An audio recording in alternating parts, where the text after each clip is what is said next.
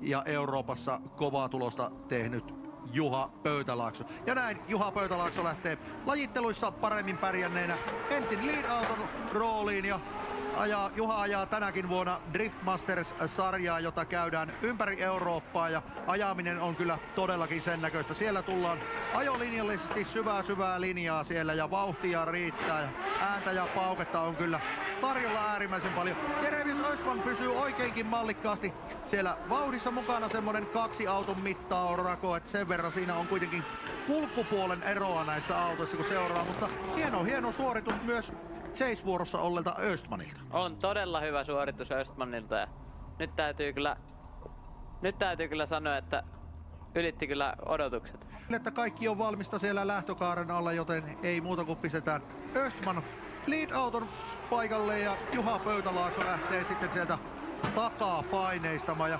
kylläpä tullaan hyvän näköisellä ajolinjalla sieltä heti ensimmäinen kurvi läpi ja tänne kolmosklipin jättöpuolella käydään sitten vähän betonia katselemassa sitä lähempää ja tämä on ehkä minun mielestäni se radan vaikein paikka, kun tullaan tähän nelosklippialueelle. Siinä täytyy saada vauhtia syötyä itseltään poikkeen ja luistokulma kerralla kohdalleen ja sen jälkeen vaan kaasu auki ja lähdetään rataa suorittamaan pois ja olipa parhaat vedot, mitä tänä viikonloppuna on Östmani teki juuri äsken.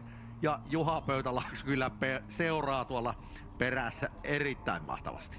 Kyllä, näytti todella hyvältä molemmin puolin ajaminen ja varsinkin toi, miten Juha pääsee tuohon Östmanin vierelle hyökkäämään tuossa kolmosklipille tultaessa, niin on kyllä todella näyttävän näköinen. Sama ajolinja, sama kulma, kaikki näyttää niinku just siltä niinku pitää. Östmani siellä hienosti veti kyllä liidin.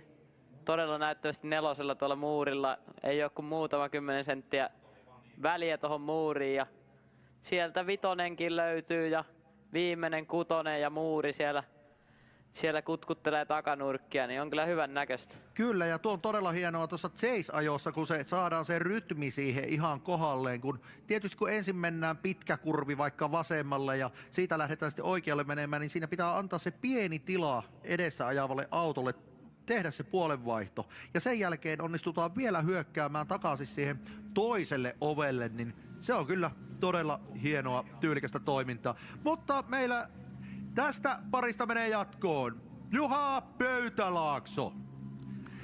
Julia on meillä siellä valmiina haastattelemissa kuljettajia, joten Julia, olepa hyvä.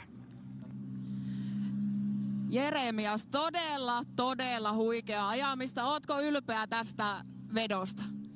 On kyllä